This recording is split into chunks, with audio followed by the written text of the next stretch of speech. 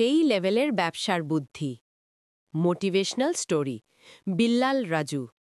প্রকাশকাল 05-11-25। বন্ধুরা, এক খামারি তার খামারে যে দুধ উৎপাদন হয় তা মহল্লায় ঘুরে বিক্রি করে দেয়।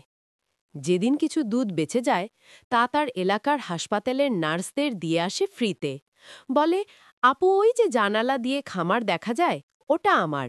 আজ কিছু দুধ বেঁচে গেল, প্রতিবেশী হিসেবে আপনাদের জন্য নিয়ে এলাম। নার্সরাও খুশি মনে গ্রহণ করে। এভাবে কিছুদিন যাওয়ার পর খামারি বলে, আপু, আমার একটা কাজ করে দেবেন? বলেন, কি কাজ? এই যে এলাকার যে বাবু হাসপাতালে হয়, তাদের বাবার নাম, ঠিকানা, মোবাইল নাম্বার দিতে পারবেন? নার্সরা খুশি মনে দিয়ে দেয়।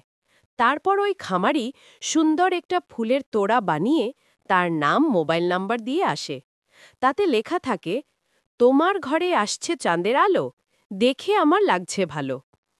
একজন বাবা যখন গেট খুলে দেখে সামান্য একজন দুধওয়ালা আমাকে উইশ করল, তখন ওই বাবা ভাবে, এই বাচ্চা যতদিন দুধ খাবে ওই দুধওয়ালার দুধই খাবে।